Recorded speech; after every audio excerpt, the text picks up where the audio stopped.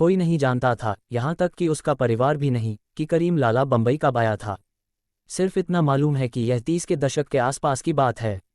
बम्बई शहर तब भी अपनी अंतर्राष्ट्रीय छवि और समावेशी चरित्र के लिए जाना जाता था। नेपाली, बर्मी, सिलोनी और काबुली वाले पठान शहर में आए और उसे अपना घर बना लिया, क्योंकि बम्बई में उन्हें व्यवसाय के और खुद के विकास के ऐसे अवसर दिखाई दिए जो उन्हें काबुल, काठमांडू या कोलंबो जैसे शहरों में कभी नहीं दिखे थे। ऊंचा पूरा पठान, लगभग 7 फुट लंबा अब्दुल करीम खान उर्फ करीम लाला अपनी आंखों में सपने पाले हुए पेशावर से बम्बई आया था। यहाँ वह अपने गुरु खान अब्दुल गफ्फार खान की तरह, जिनका वह अपने देश में अनुयायी हुआ करता था, भारत की आज़ादी की लड़ाई के आकर्षण में नहीं आया था। पख्तून जिरगा-ए-हिंद का एक वफादार सदस्य होने के बावजूद उसने इस आंदोलन में हिस्सा नहीं लिया। बजाय इसके वह बम्बई शहर से आकर्षित होकर आया था, अकूत रंगतों से भरा एक ऐसा शहर जो पहाड़ों और जंगलों से भरे उसके अपने शहर से बहुत अलग था। उसे इस शहर से इश्क हो गया और उसने इसे अपना शहर कहकर पुकारने का फैसला कर लिया। अन्य कई लोगों की तरह करीम खान भी यहाँ खुशनसीबी की तलाश में आया था। वह यहाँ वह हासिल करने का इरादा रखता था जो वह पेशावर में हासिल नहीं कर सका था। उसने दक्षिण बम्बई में ग्रांट रोड स्टेशन के करीब बायदा गली में एक जगह किराए पर ली। अशिक्षित और बेहुनर करीम खान ने अपना खुद का रोजगार शुरू करने का फैसला किया, क्योंकि एक ठीक ठाक आजीविका कमाने का और कोई तरीका वह नहीं सोच सका। जिस गली में वह रहता था वहीं पर उसने जुए का एक अड्डा खोलने के साथ शुरुआत की, जिसे सभ्य जुबान में सोशल क्लब के नाम से जाना जाता था। क्लब में हर तरह के लोग आते थे, निहायत गरीब से लेकर उन लोगों तक जिनकी जेबें गर्म होती थीं, जो लोग पैसा गंवाने की कुव्वत रखते थे, और वे भी जो जिंदा बने रहने के लिए जूझ रहे होते थे, दैनिक वेतनभोगी मजदूर और मध्यवर्गीय। जो लोग भारी रकम हार जाते वे राशन और दूसरी ज़रूरतों के लिए खान या उसके आदमियों से पैसा उधार लेते। जब खान ने गौर किया कि यह एक धर्रा सा बन गया है, तो उसने इस पर पाबंदी लगाने का फैसला करते हुए उधार लेने वालों से कहा कि उन्हें उधार ली गई रकम पर हर महीने की 10 तारीख को सूद देना होगा। इससे कुछ लोग तो हतोत्साहित हुए, लेकिन बाकी लोगों को कोई फर्क नहीं पड़ा। खान ने गौर किया कि उसकी तिजोरी हर महीने 10 गुना फल फूल रही है, और इससे उत्साहित होकर उसने साहूकार या लाला बनने का फैसला किया। इस तरह करीम खान को करीम लाला के नाम से जाना जाने लगा। करीम लाला अकेला पठान नहीं था जो पैसे उधार देता था और सूद कमाता था। उसका भाई अब्दुल रहीम खान डोंगरी में जेल रोड के करीब एक सामाजिक क्लब चलाता था। और भी पठान थे जिनके जुए के अड्डे तो नहीं थे, लेकिन तब भी वे इतने रईस थे कि पैसे उधार देते थे। शहर में पठानों की अच्छी खासी आबादी की जिंदगी बेहतर होना शुरू हुई। कुछ वक्त बीतते बीतते करीम लाला का जुआ घर अपराध का अड्डा बन गया। मारपीट, झगड़े और ठगी रोजमर्रा की घटनाएं हो गईं। इनके चलते वह स्थानीय पुलिस के और फिर उसकी क्राइम ब्रांच के संपर्क में आया।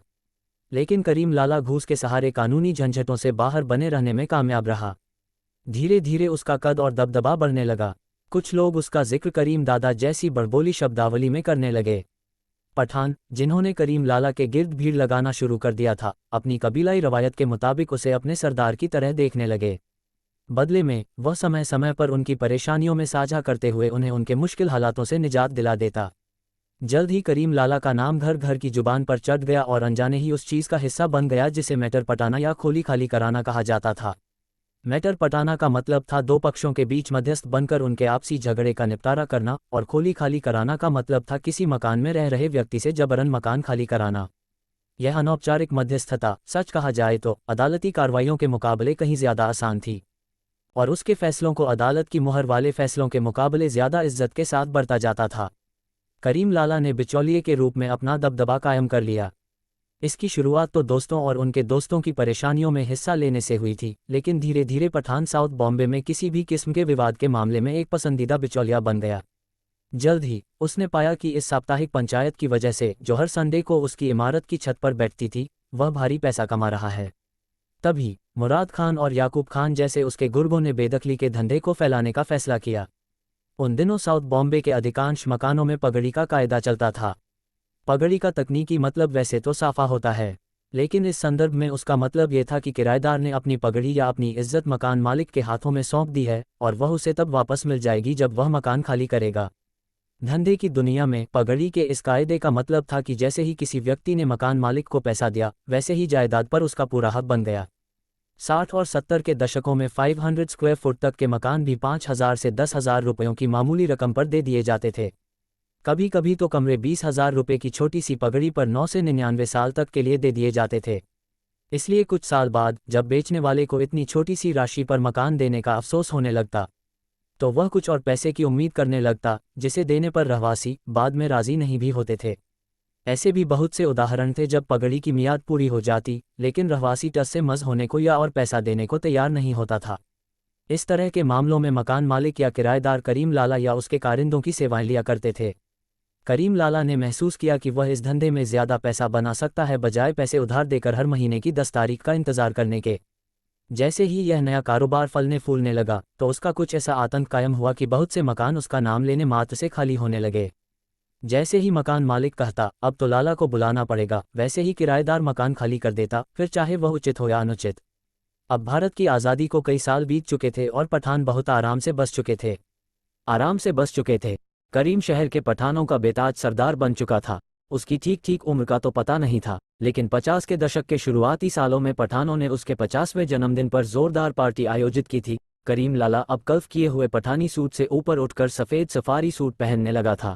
उसका रहन सहन तड़क भड़क से भरा हुआ था। वह काला चश्मा पहनता था और लगभग पूरे वक्त महंगी सिगार और पाइप पीता रहता था। उसके 50वें जन्मदिन पर उसके एक चमचे ने उसे एक कीमती छड़ी तोहफे में दी थी। पहले तो करीम लाला इस तोहफे को देखकर भड़क उठा और उसने कहा कि वो अभी भी इतना मजबूत और तंदुरुस्त है कि बिना छड़ी की मदद के चल सकता है। लेकिन जब उसके कई साथियों ने उसे समझाया कि इससे उसकी शख्सियत में और इजाफा होगा, तो करीम लाला राजी हो गया। इसके बाद उसे तमाम बड़ी बैठकों में इस बाँ की छड़ी के साथ देखा जा सकता था। तुरंत ये छड़ी इस शख्स के साथ हर कहीं जाने लगी। अगर वह मस्जिद जाता और छड़ी को छोड़कर गुस्ल के लिए चला जाता, तो मस्जिद में कितनी ही भीड़ क्यों न हो, किसी की मजाल नहीं थी कि वह छड़ी को यहाँ से वहाँ खिसका दे या करीम की इबादत की जगह ले ले। इसी तरह किसी सामाजिक बैठक में अगर वह गुस्लखाने में जाता और अपनी छड़ी को सोफे पर छोड़ जाता, तो उस सोफे पर आकर बैठने की कोई हिम्मत नहीं करता था। इस छड़ी और साधारण संसारी जीवों के बीच उसके खौफ के काफ़ी चर्चे थे। दिलचस्प बात यह थी कि करीम लाला बिना किसी खून खराबे के या बिना किसी कोशिश के ताकत की इस बुलंदी का मजा ले रहा था।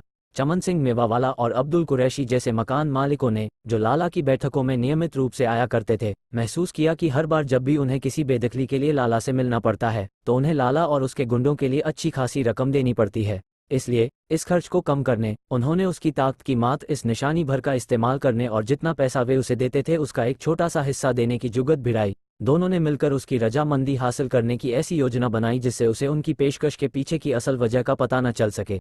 एक दिन सवेरे सवेरे जब वह अच्छे मूड में था, उन्होंने उसे जा पकड़ा और अपनी बात शुरू कर दी। चूंकि लाला पुलिस और सीआईडी के साथ बुरे दौर से गुजर रहा था और वे उसके खिलाफ फाइल तैयार कर रहे थे, इन लोगों ने उसे मशवरा दिया कि बेहतर होगा कि वह शुक्रवार के दिनों में बेदखली के हमलों के वक्त खुद मौजूद न रहे, बल्कि अपने आदमियों को भी वहां भेजने से बचे। फिर खोली कैसे खाली करेगा? लाला ने सच्ची फिक्र के साथ सवाल किया। हमारी खोपड़ी में एक कमाल का आइडिया है जिससे सांप भी मर जाएगा और लाठी भी नहीं टूटेगी, मकान मालिकों ने जवाब दिया। लाला उनकी तरफ शंकालू नज़रों से देखने लगा। अब जब भी कभी उन्हें कोई मकान खाली कराना होता तो लाला के आदमी वांछित जगह पर एक अपशकुन की निशानी की तरह सिर्फ उसकी छड़ी छोड़कर चले जाते। उन्होंने पाया कि यह तरकीब लगभग हमेशा कामयाब होती थी। बहुत से किराएदार लगभग तुरंत मकान खाली कर देते और उस खौफ जगाने वाली छड़ी को पीछे छोड़ भाग जाते। इसके पहले तक ऐसा दबदबा किसी का नहीं रहा था। इसने लाला की खौफनाक ख्याति में ही इजाफा नहीं किया बल्कि हाजी मस्तान का ध्यान भी खींचा। मस्तान को हमेशा से ऐसे किसी शख्स की तलाश थी जो उसके लिए बिना किसी खून खराबे के पेचीदा मसलों को निपटा सके। उसने करीम लाला के साथ मुलाकात के लिए एक संदेश भेजा। करीम लाला ने मस्तान के बारे में काफ़ी कुछ सुन रखा था लेकिन उससे पहले कभी मिला नहीं था। वे दोनों ग्रांट रोड की मस्जिद में जुमे की नमाज के दौरान मिले और लंच के लिए करीम लाला के बायदा गली वाले घर तहर मंजिल के लिए रवाना हो गए। मजहबी मुसलमानों के लिए जुमे की नमाज के बाद का लंच बहुत आलीशान और जायकेदार होना चाहिए। करीम लाला ने मस्तान के लिए बहुत ही लजीज दावत रखी। दोनों के बीच तुरंत ही दोस्ताना रिश्ता कायम हो गया और वे पुराने दोस्तों की तरह हंसते गपियाते भोजन करने लगे। खाने के बाद वजनदार मसलों पर बातचीत का समय आया। आपके खान साहब, करीम लाला को संबोधित करते हुए मस्तान ने कहा, साथ एक दोस्त की तरह बात करने में बहुत मज़ा आया, लेकिन अब मेरे पास आपके लिए एक कारोबारी पेशकश है।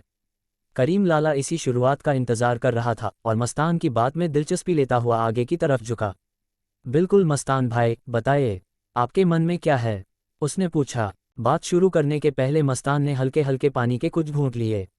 जैसा कि आप जानते हैं, तटबंधों पर मेरा एक बहुत ही फ़ायदे का कारोबार जारी है, लेकिन मुझे कुछ मैन पावर की ज़रूरत है, ऐसे लोगों की जो जानते हों कि वे क्या कर रहे हैं।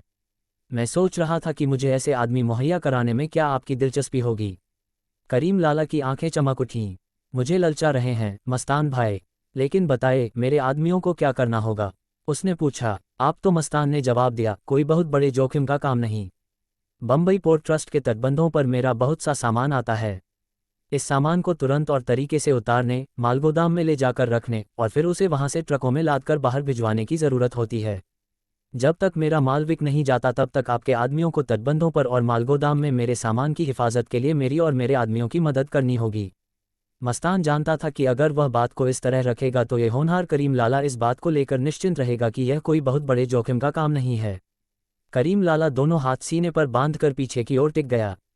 मस्तान की पेशकश के बारे में सोचते हुए उसकी भौहों पर बल पड़ रहे थे। थोड़ी देर बाद उसने पूछा, समझ गया। क्या इसमें किसी तरह के खून खराबे की भी ज़रूरत होगी? मस्तान मुस्कुराया। वह जानता था कि उसने करीम लाला को फांस लिया है। करीम साहब, अगर आपके आदमी आसपास होंगे तो किसी की मजाल नहीं कि वह हमारे मामले में घुसपैठ या दखलंदाजी कर सके। इसलिए वाकई बहुत ज़्यादा खून खराबे की नौबत नहीं आएगी। तब ठीक है, ये खासा आसान काम होगा।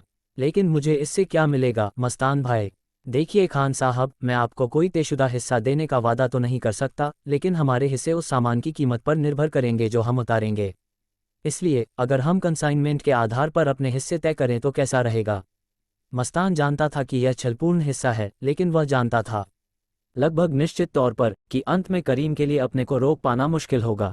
कुछ देर खामोशी छाई रही, जिसमें मस्तान अपने सामने बैठे शख्स को एक बेचैनी के साथ सोच विचार करते देखता रहा। अंत में करीम लाला ने गहरी सांस छोड़ी, सिर उठाया और एक मुस्कुराहट के साथ अपना हाथ आगे बढ़ा दिया। मस्तान ने उसे थामा और दोनों ने हाथ मिलाए। इसी के साथ बंबई के अंडरवर्ल्ड के अपने ज़माने के सबसे घातक सौदे पर मुहर लग गई। मस्तान का दिमाग और करीम लाला का बाहुबल। आखिरकार करीम तेजी से ऊपर उठकर बहुत बड़ी मंडली का हिस्सा बन गया। यह नया गठबंधन पुलिस के लिए बहुत बड़ा सिरदर्द था।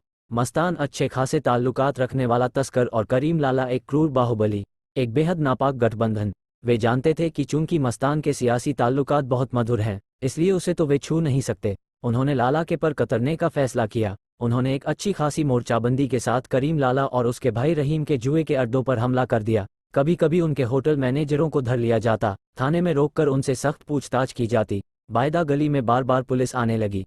अजीब बात थी कि ये पुलिस वाले बिचौलियापन और बेदखली के मामलों में करीम लाला की हिस्सेदारी के लिए उसके खिलाफ कार्रवाइयों की डींगें हाँकते हुए आते थे, लेकिन अपनी सारी तमाशेबाजी और धमकियों के बाद अंत में वे अपनी जेबों में बख्शीश संभाले सिर नीचा किए वहां से चले जाते थे। कभी कभार करीम लाला को भी सीआईडी के ऑफिस में तलब किया जाता था। धमकी दी जाती कि उसे तत्कालीन डिप्टी पुलिस कमिश्नर हुजूर अहमद खान के सामने पेश किया जाएगा, लेकिन वह जैसे ही अपना हाथ अपनी जेब में डालता और नोटों की गड्डियां बाहर निकालता, वे चैरिटी संगठनों के दान लेने आए लोगों की तरह दीनहीन बन जाते। हेड कांस्टेबल हवलदार इब्राहिम कसकर अकेला पुलिस वाला था जिसकी करीम लाला इज्जत करता था।